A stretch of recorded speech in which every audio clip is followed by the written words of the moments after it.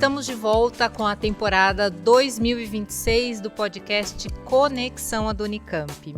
E esse episódio está sendo gravado no dia 28 de janeiro de 2026. Acompanhe esse e outros episódios pelo canal oficial da Unicamp no YouTube ou, se preferir, nas principais plataformas do gênero.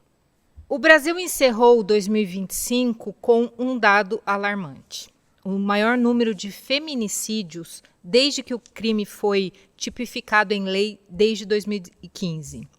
Foram mais de 1.470 mulheres assassinadas por razão de gênero, o que equivale a 4 mortes por dia. Em uma década, o crescimento foi de 316%, revelando que a existência da lei por si só não tem sido suficiente para interromper o ciclo da violência, que atinge mulheres de forma desigual, especialmente as mais pobres, negras e periféricas. Para compreender as raízes desse recorde e seus impactos sociais e os limites das políticas públicas de enfrentamento à violência de gênero, nós vamos conversar com Natália Padovani, pesquisadora do Núcleo de Estudos de Gênero PAGU, da Unicamp, e a Érica Furlan, doutoranda em Ciências Sociais. Eu sou Cristina Segato. E eu sou Paulo Samartim. Nós somos jornalistas da Unicamp e damos as boas-vindas às nossas convidadas.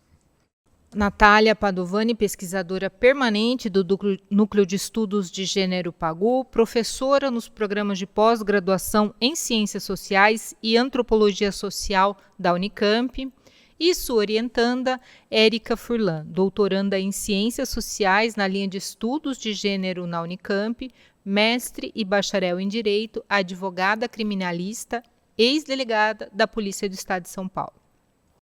Natália, obviamente não há uma explicação única, mas assim, de um modo geral, o que explica esses sucessivos recordes de feminicídio no Brasil, como em 2025, mesmo depois de 10 anos da tipificação do crime?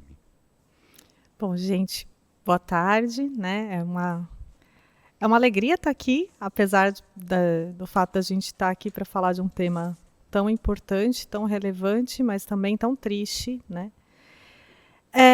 E pensando que, então, faz uma década, né, da lei de feminicídio, que nós tivemos em 2025, esse recorde de acontecimentos, acho que algumas questões precisariam ser colocadas, né? A primeira delas, que sempre me vem à cabeça, e que eu acho que vem à cabeça de várias pessoas, é um recorde de fatos ou é um recorde de visibilidade desses fatos, né? Esses fatos têm sido mais visíveis, eles têm sido fotografados, eles têm sido gravados e têm sido acessados pelas pessoas, fatos que eram muito recorrentemente colocados, inclusive, no âmbito da intimidade, né? Isso é uma das questões que a gente precisa perguntar. E ainda assim, com tanta visibilidade, esses fatos continuam ocorrendo e com tanta força. Então, e a segunda parte da minha contra-pergunta a você, né, Sam? A criminalização, ela é uma ação que, de fato, ajuda na mitigação da violência, né? Então, se a gente for pegar a história, inclusive, dos feminismos, particularmente no Brasil, os coletivos feministas, os movimentos feministas no Brasil em particular, eles são muito arraigados a uma luta contra as violências, no caso, naquele momento, né, nas décadas de 80, contra as violências contra mulheres, né? Ainda não eram pensados nesses termos de violência de gênero, mas contra violências contra mulheres. A fundadora do Núcleo de Estudos de Gênero PAGU, a Marisa Correia, ela tem um livro que é primordial para pensar, que é o Morte em Família, que é justamente sobre processos de crimes considerados crimes contra a honra. Então, ela fez toda uma pesquisa, uma etnografia, por meio dos documentos jurídicos e das próprias audiências, com esses homens que eram considerados nesses crimes, né, de homicídio, mas que eram categorizados enquanto vítimas de sua honra, né? Então, eu acho que se a gente olhar para toda a historicidade, tanto das violências contra mulheres, das violências de gênero aos sujeitos que não são necessariamente mulheres, mas que são feminilizados nas suas relações, né? E colocar essas relações num contexto sócio-histórico, a gente vai ver como a violência de gênero, ainda que venha num crescente, e talvez venha num crescente também, porque nós vemos algo que antes talvez não estivesse tão visível, né?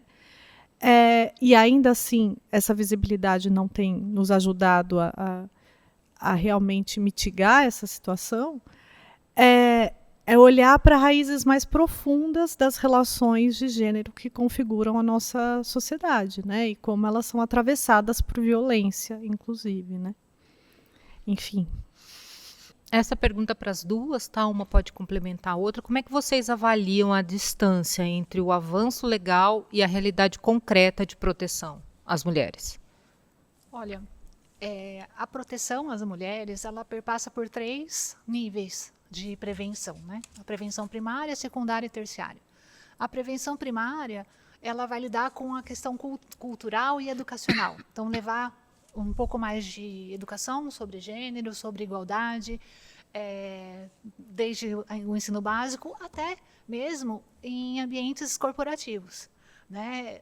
Hoje em dia, considerando o excesso de criminalidade contra as mulheres, o ideal é que a sociedade civil se engaje no sentido de tentar fazer entender quem é esse homem e permitir que ele entenda se de repente ele tem um comportamento violento, uma possibilidade de um gatilho que vá gerar uma violência, porque o feminicídio ele não é a primeira violência. O feminicídio ele vai ser o último estágio da violência, do ciclo de violência.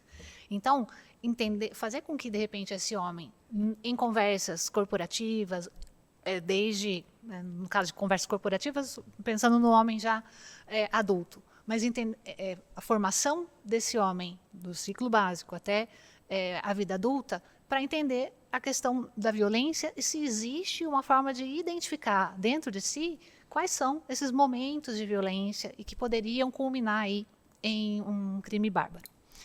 O segundo nível de prevenção, que é a prevenção secundária, seria, sim, por parte do Estado e da sociedade civil, unindo esforços em políticas públicas para realmente reforçar, talvez, a mulher no sentido de que ela poderia sair do ciclo da violência. Já a criminalização, por exemplo, ela entraria quase numa prevenção terciária, porque é o momento de reparar danos, de punir, de aplicar justiça. Então, se a gente pensar, poxa, criminalizou, existe o feminicídio, são 10 anos de lei, mas o crime ainda está aí e choca a todos nós. É porque realmente a gente está falhando na prevenção primária e na prevenção secundária. A gente não está analisando, de fato, uma possível causa ou uma possível solução para essa violência final, que é a violência fatal. Então, somente a lei, somente a criminalização, aumentar a pena, como aumentaram agora, né? A primeira lei de 2015 e agora a alteração em 2024, tornou o feminicídio o crime mais grave do Código, né? Com a pena máxima de 40 anos, podendo ainda ter uma causa de aumento aí de 1/3, a depender do resultado. Isso não resolveu, né? Em 1 ano, após a mudança, nós temos aí um nível altíssimo de mortes. Isso me faz pensar que os homens não aceitam não. Não aceitam, ainda não conseguem entender posições ou nãos das mulheres, porque muitas vítimas são por questões de relacionamento, né? Sim. Tem só um detalhe, assim, a questão cultural que existe. Interessante falar assim da questão cultural, né? Existe uma questão cultural específica no Brasil que a gente pode analisar em diferentes culturas, em diferentes países, os níveis de feminicídio, de violência que é o papel da contra a cultura mulher. patriarcal, né? Acho que a Érica estava falando e eu estava aqui também com meus neurônios coçando também. Eu acho que a resposta da Érica, ela também dialoga muito com o que a gente estava conversando sobre a partir da pergunta disparadora, né, desse debate. Porque é bem isso, olha, hoje o feminicídio é o crime que tem a maior pena no nosso Código Penal. E isso, de fato, não alterou o nosso quadro. Então, é uma pergunta social, coletiva, que nós temos que fazer sobre o que significa falar sobre segurança pública, né? O que significa falar sobre prevenção e falhas, entre aspas, do Estado, né? Com relação a esse tipo de ação. E aí, a Érica foi falando sobre as várias lógicas de prevenção.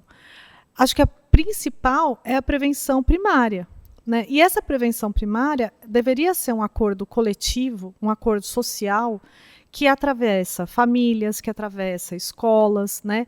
Inclusive uma reunião entre esses espaços de formação, né?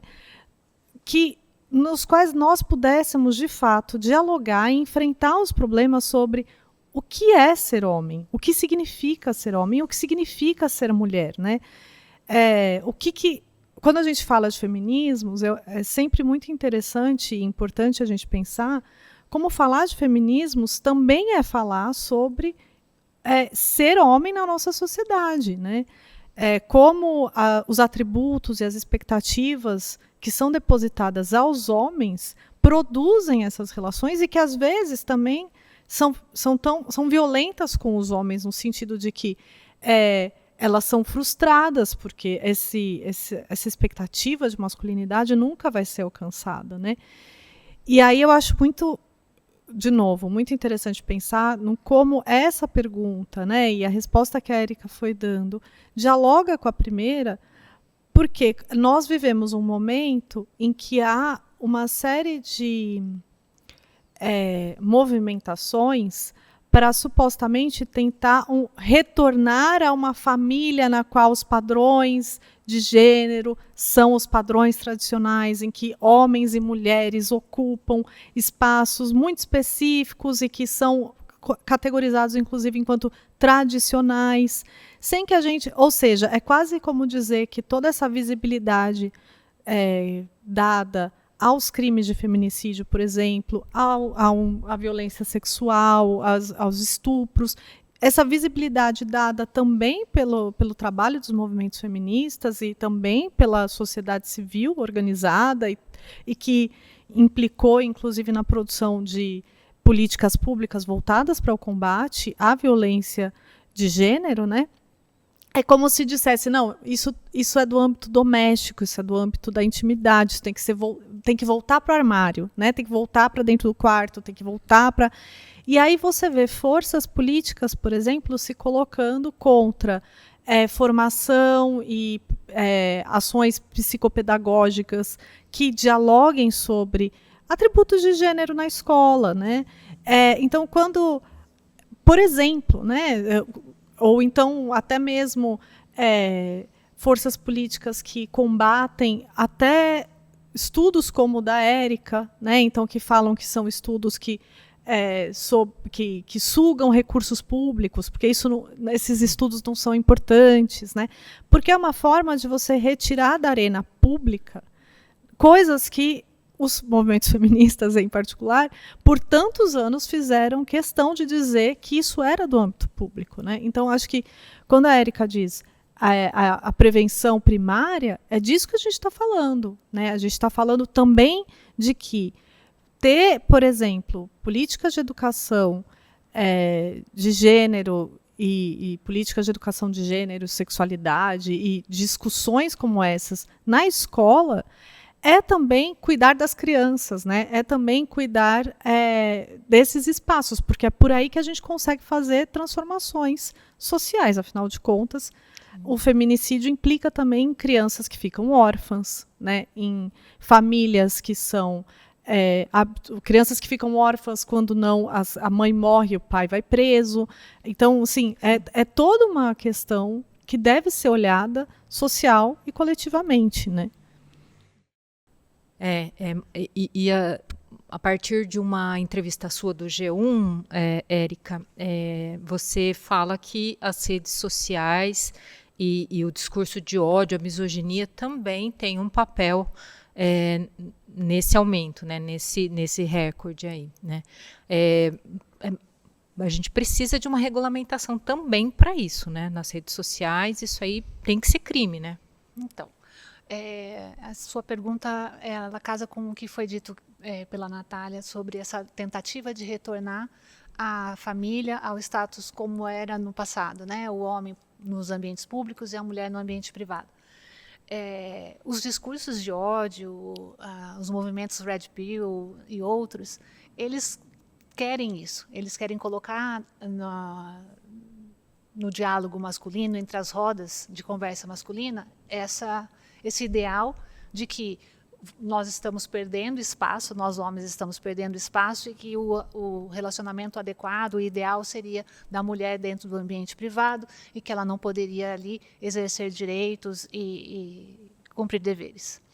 E isso incrementa a violência no sentido de que, quando há talvez uma conduta feminina diversa daquele ideário masculino, surge ali o gatilho, então, de violência, de tentar colocar a mulher no lugar dela, como muitas vezes a gente já ouviu até em discurso político, dito para a ministra Marina, né, coloque-se no seu lugar.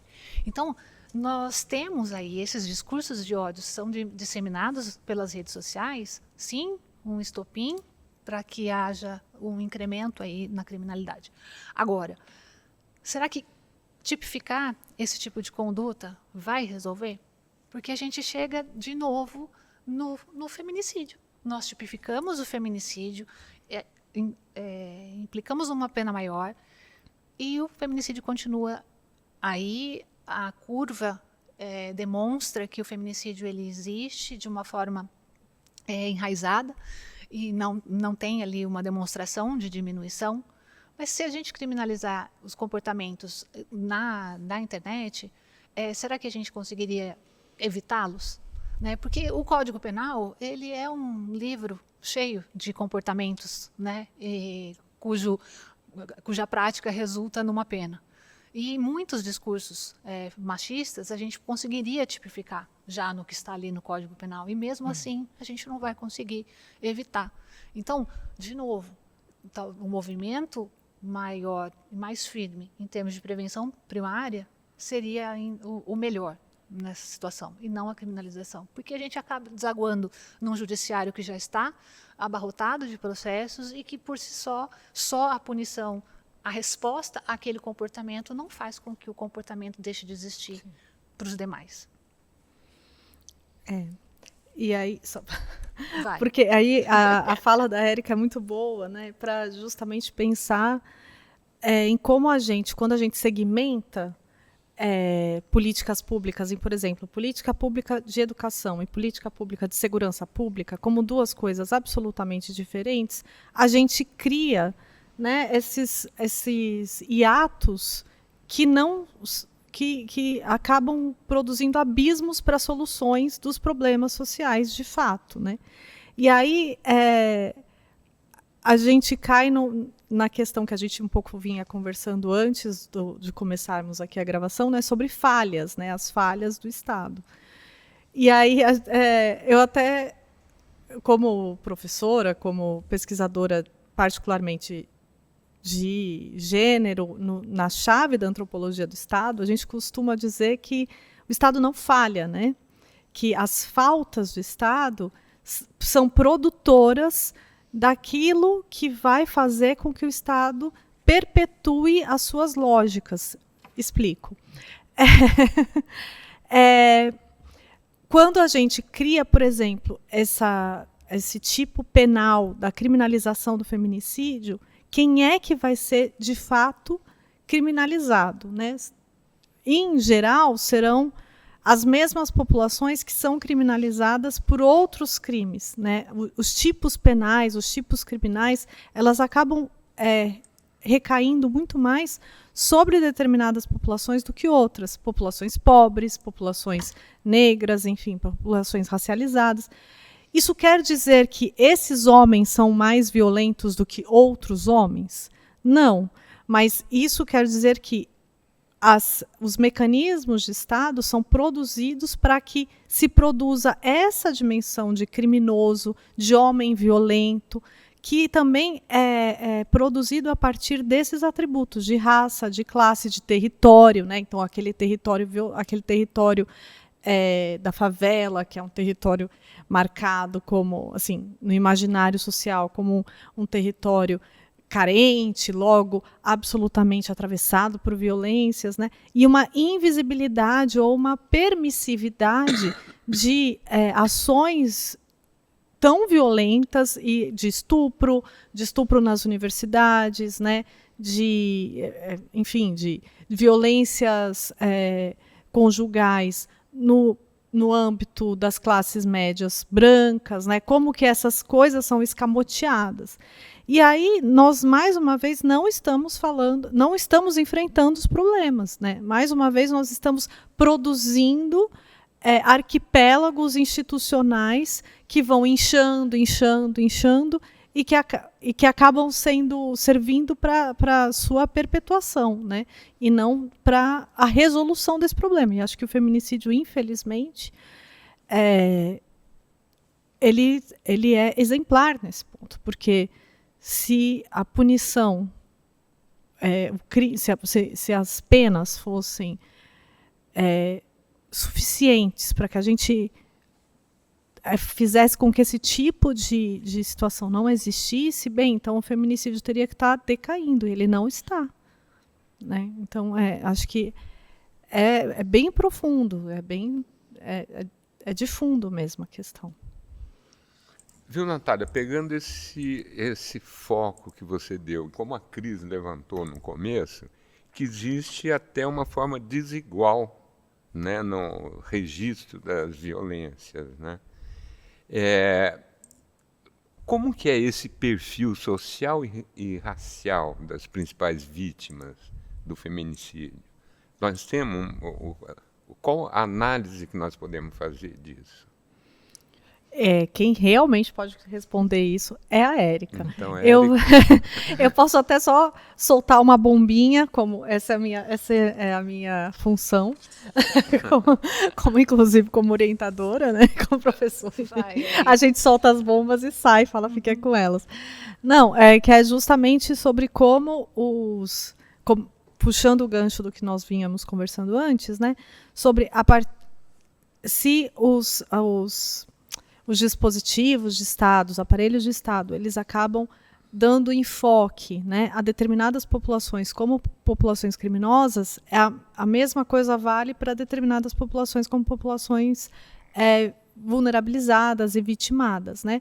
Então, e aí eu acho que a Érica que tem que responder isso, porque é ela que vai saber, essa é a pesquisa dela, mas eu imagino que as estatísticas, elas produzam uma sobrevalorização de determinadas populações com determinados atributos raciais, né? Então, mais mulheres pobres, com escolaridade baixa, tal, mas que isso não necessariamente, e aí é uma indagação que eu me faço, eu acho que esse é o papel das nossas pesquisas, né? Será que isso reflete de fato a realidade ou será que isso reflete a relação que as pessoas de determinadas classes, de determinados estratos sociais estabelecem com as instituições de Estado, né? Eu acho que é isso que a gente... Essa seria a bombinha que eu jogaria aqui para a gente conversar. Mas... Olha, as pesquisas mostram que, sim, as mulheres mais vulneráveis, as mulheres pobres e as negras, estão cerca de 60% das vítimas, né, de feminicídio. E são mulheres em idade produtiva, e aí eu acho que vai ao encontro do que a gente vem falando, né, entre 18 e 45 anos são as maiores assassinadas, e 90% dos feminicídios são praticados pelos seus ex-companheiros, né? Pode ser dentro do lar ou fora. Então, alguém que teve ali uma relação de afeto. Então, nós temos nas pesquisas o resultado, mas esse resultado é nacional, né? Se formos comparar, considerando o território onde os crimes são praticados, as pessoas vivem, a gente teria ali que fazer uma análise pontual para saber qual é a característica dessa vítima. Mas, em termos gerais, a gente tem ali a grande maioria de mulheres negras, né? E eu acho que a Natália também tocou num ponto de que muito do que é registrado, ele é registrado, muito dos números que a gente vê, é um compilado de registros de boletim de ocorrência que são feitos nas delegacias, né? Então, os dados que a gente tem, eles são distribuídos dessa forma, né? Então, as delegacias registram as ocorrências, repassam para os departamentos, o departamento repassa para a Secretaria de Segurança Pública e a Secretaria de Segurança Pública para o Ministério da Justiça e assim vão produzindo os dados nacionais. Mas quem realmente determina o registro dessa ocorrência é aquele policial lá na delegacia, é o policial na ponta, né? Então é ele quem vai receber a ocorrência, que vai dar entrada na ocorrência no sistema, que vai chamar a perícia para o local, né? Então, a gente não tem, com relação ao feminicídio, a gente não tem uma subnotificação de crime, porque o corpo, ele está lá, ele existe, ele vai aparecer, a ocorrência vai ser registrada. Mas como essa ocorrência vai ser registrada? Quem é essa vítima? Será que o boletim de ocorrência, ele consegue, ali nos campos principais, nos dados, ter elementos suficientes para realmente fazer entender quem é aquela vítima? Será que uma vítima, uma mulher trans, ela vai ter a oportunidade de ser ali, ter a sua justiça como mulher, como feminicídio? Ou será que o policial, de repente, no momento do registro, ele vai considerar, como a lei fala, em sexo e não em gênero? Será que aquele policial, então, ele vai analisar única e exclusivamente os órgãos sexuais? Porque essa também é uma questão, né? E aí, puxando o fio, né? O assunto ele é tão denso que a gente vai falando e vai lembrando de outras coisas. A professora Natália falou sobre, às vezes, o desmonte político.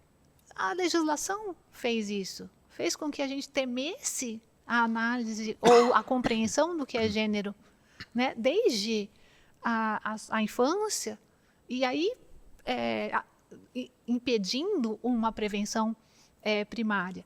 Por que eu falo isso? Porque a legislação, a todo momento, fala que precisamos de uma legislação forte para combater e enfrentar a violência de gênero. Porém, no momento em que o gênero aparece na lei, há uma anulação do termo para dizer que o feminicídio é matar a mulher por razões da condição do sexo feminino. Então, nesse momento, você elimina da população a possibilidade de se empenhar e entender e conhecer e desmistificar o que é gênero, no sentido de que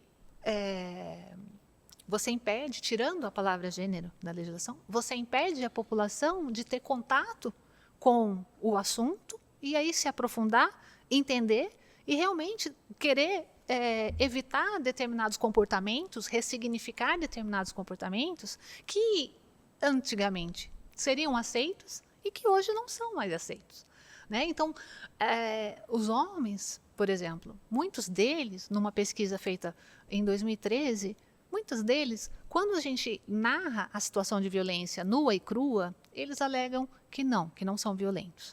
Mas quando a gente narra um fato, como se assim, olha, você já bateu na mesa? Você já fez tal coisa? Eles respondem, sim. Então, de 16% que assumem ter comportamento violento, quando a história é narrada de uma forma um pouco mais figurativa, 56% acabam assumindo que sim, já tiveram comportamentos violentos. Então, se a gente tem a possibilidade de a legislação permitir que a gente discuta gênero desde a primeira infância, você tem ali a possibilidade de fazer com que esse homem ressignifique determinados comportamentos que sempre foram ali tidos como adequado, né? Ou normais, né? Érica, seguindo no que você falou há pouco, a questão da subnotificação, né? Que a gente sempre ouve ler que é subnotificado, porque muitos casos são registrados como homicídio. Isso aí não tem uma implicação também nessa questão social do número de registros? Por exemplo, uma pessoa da classe média que já tem um advogado que acompanha na hora, etc., para tirar a tipificação de feminicídio e ter como homicídio, isso aí não pode, de certa forma, alterar as estatísticas? Olha, sim, o registro, né, ele vai compor a estatística da forma como ele é realizado ali pela polícia.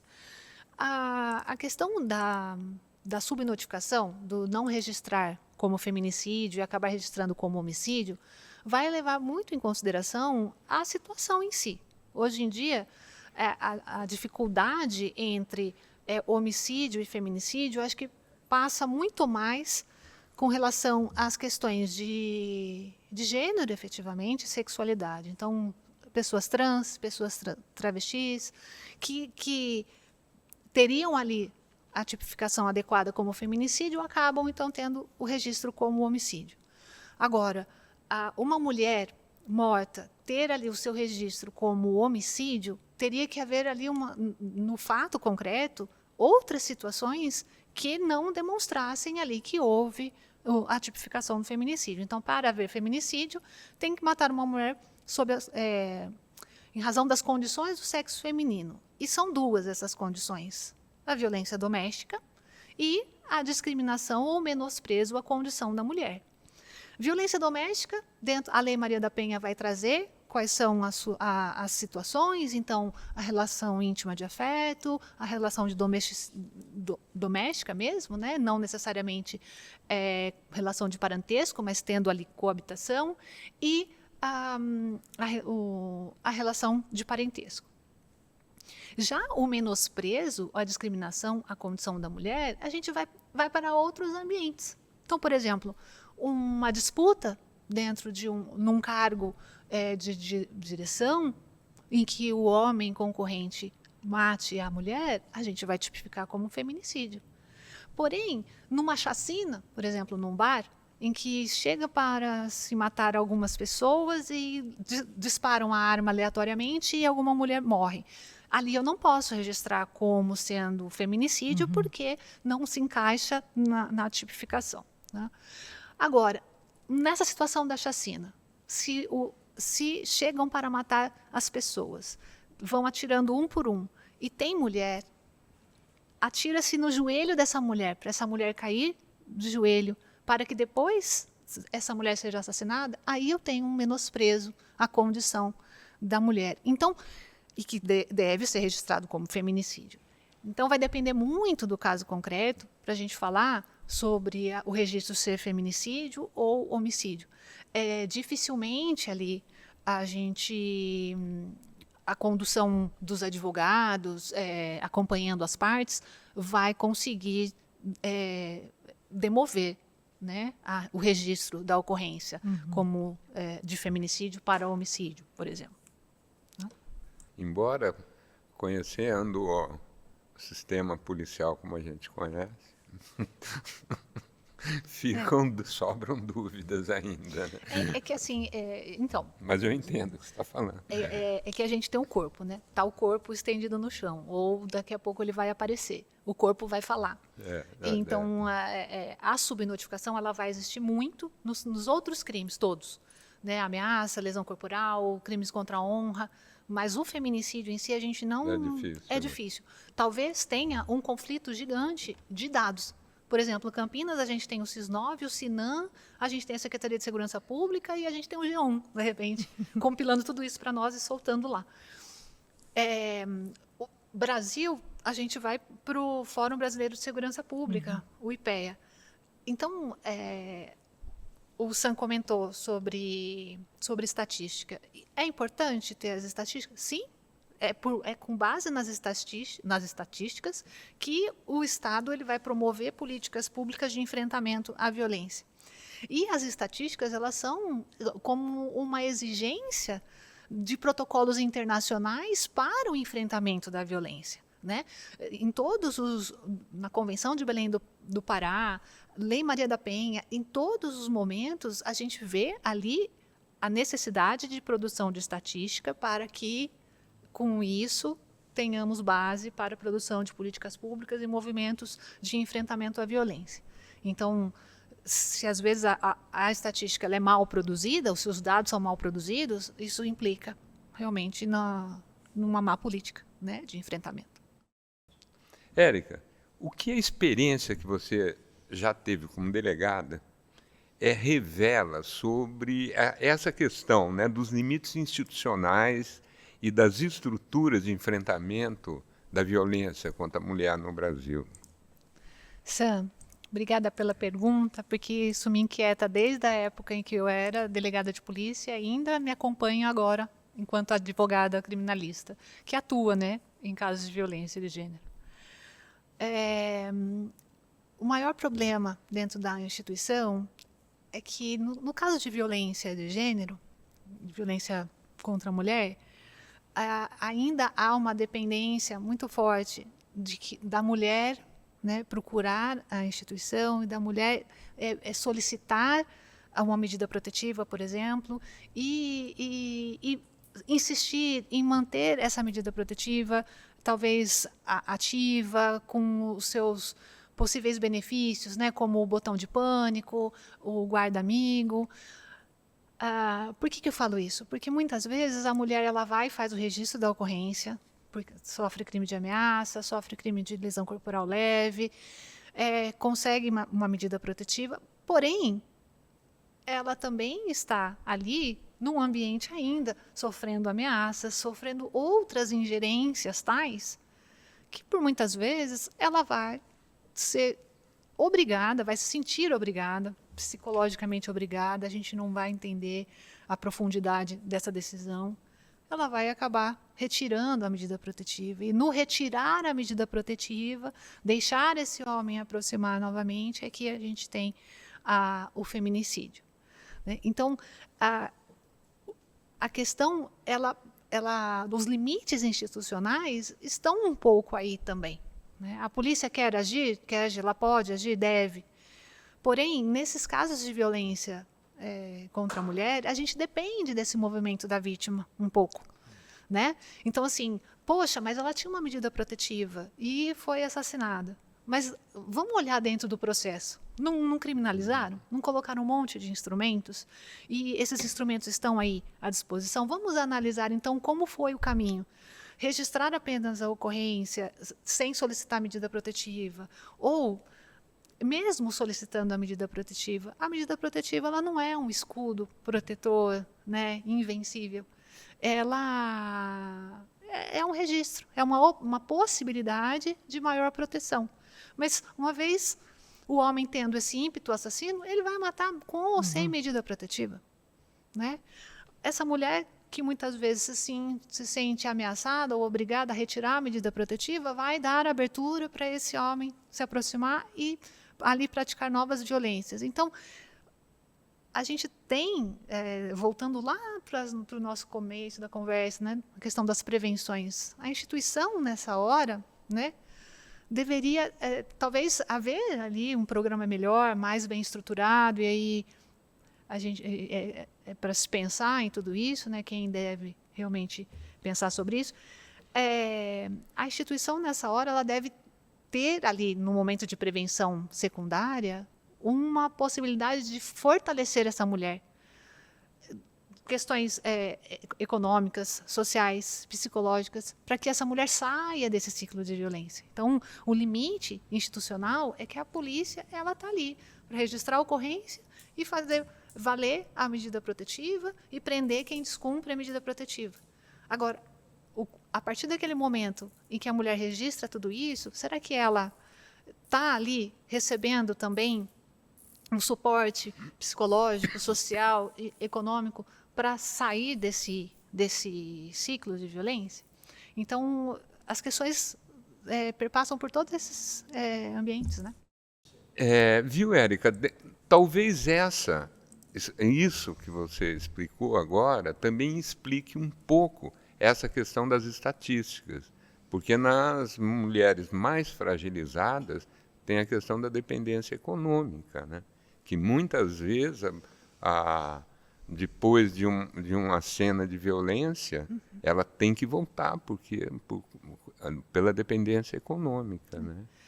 Sam, olha, sim, existem aquelas que dependem economicamente, mas existem aquelas que não percebem que elas são o arrimo da família e mesmo assim acabam entendendo que não, que quem traz ali o sustento do lar é o homem.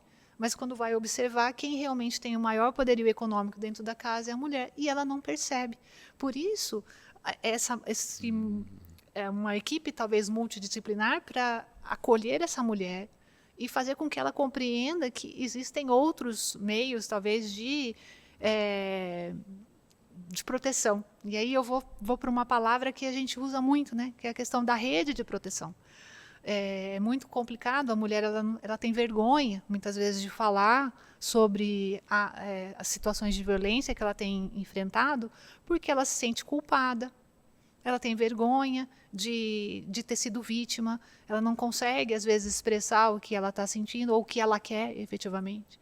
Então, a rede de proteção nessa hora é muito importante, né? E a rede é composta tanto por amigos, familiares e também por equipamentos do Estado, né? Por exemplo, o CRAS, as casas da mulher, né? Quando o município oferece.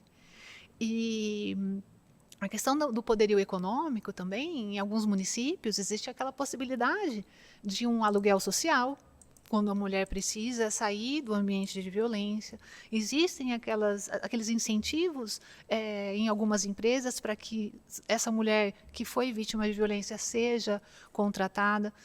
Porém, eu vou dizer, é muito ainda superficial, não tem, a estrutura precisa, acho que, de um pouco mais de força, divulgação, e para que haja mesmo, né, efetividade.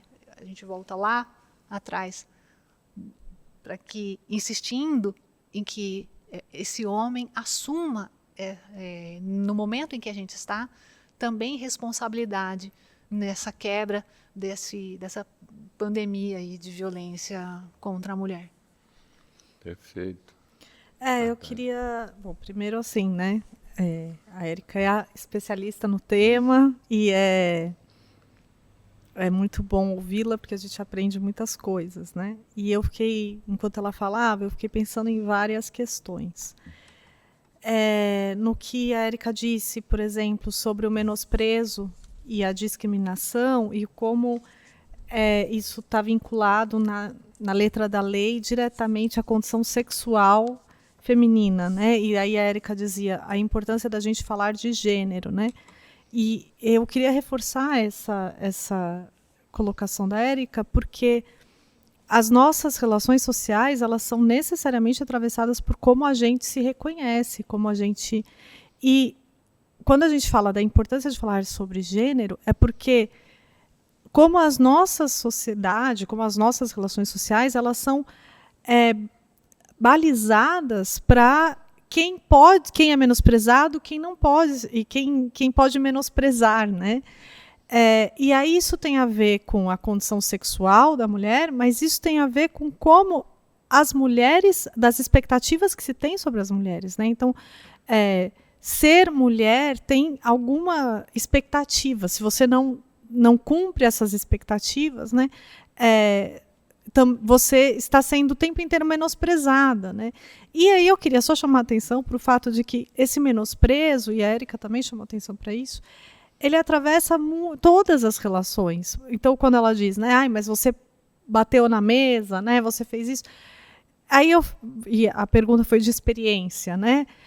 Na minha experiência, como uma pesquisadora de estudos de gênero e como uma antropóloga feminista, eu passei, ao longo da minha formação, e muitas vezes me perguntaram sobre, particularmente antropóloga feminista, de estudos sobre segurança pública, prisões, né?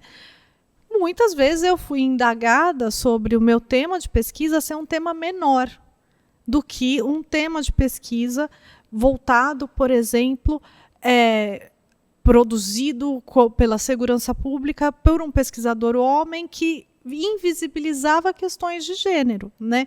Então, assim, olha, é como se as nossas pesquisas fossem pingentes, fossem alguma coisa um pouco a mais, né? E nunca, não ser necessariamente aquelas pesquisas que também produzem, em diálogo com todas as outras, campos de reflexão, como a gente está fazendo aqui. Então, isso também são essas micropolíticas de gênero que produzem as práticas de menosprezo, né? Então, como o menosprezo está relacionado em toda essa questão. E, mais uma vez, sobre como é importante a gente pensar em políticas de combate e prevenção do feminicídio de uma maneira absolutamente ampla, né? Não dá para pensar só em criminalização, porque, como a gente vê, não tem funcionado. E uma outra coisa que eu queria chamar a atenção, que acho que a fala da Érica demonstra isso, como a realidade é muito mais complexa do que a letra da lei espera, né? As coisas não se encaixam nas normativas, né? Então, por exemplo, tenho algumas... A Unicamp, particularmente, ela é uma instituição que tem na sua história da antropologia e na sua história das ciências sociais e no PAGU, né, estudos sobre violência de gênero muito substanciosos, né? Então, a gente pode chamar tanto da Marisa Correia, mas também a Gita Deber, a Maria Filomena Gregori e as suas orientandas, né? E aqui eu estou pensando em uma orientanda da Bibia, que na verdade eu não sei em qual dissertação de mestrado que está, se era da Fabiana Andrade ou da Larissa Nadai, mas que justamente uma mulher chegava na polícia, na Delegacia Especializada de Atendimento à Mulher, a DDM, e pedia para os policiais darem um susto no marido. E aí a delegada vira e fala assim, não, mas aqui é polícia, minha senhora. Aqui a gente é polícia. E, veja só, na realidade é muito mais complexa, porque sim, o marido era o violador, mas o marido também era o marido, né? E assim, em tudo o que isso significa, era o pai dos filhos, mas não era só o pai dos filhos, ela também... A violência não necessariamente retirava uma carga afetiva, emocional, de história. Então, a realidade é muito mais complexa do que, né, é a letra fria da lei. Então, e aí ela pedia, não, eu só quero que vocês deem um susto para ele parar de me bater. Né? Então, assim, é por isso que eu acho que pesquisas como a da Érica e pesquisas como a dessas autoras aí que eu também fui citando, eu acho que são tão importantes para se pensar segurança pública num contexto amplo, né? Que é isso. Acho que a realidade não se encaixa nunca na letra fria da lei, como diria ele. A minha consideração final é no sentido de que a sociedade, como um todo, assuma essa vontade de enfrentar efetivamente a violência contra a mulher. Né? E aí eu clamo para que organizações da sociedade civil, empresas, corporações se envolvam nesse enfrentamento e promovam programas educativos. Bom, e termina aqui mais um episódio do podcast Conexão à Unicamp. Nós agradecemos as participações das nossas convidadas, a professora Natália Padovani, pesquisadora do Núcleo de Estudos de Gênero PAGU da Unicamp, e a sua orientanda Érica Furlan, doutoranda em Ciências Sociais na linha de Estudos de Gênero. Siga nossas redes sociais, nosso site e fique por dentro dos próximos episódios. Até lá!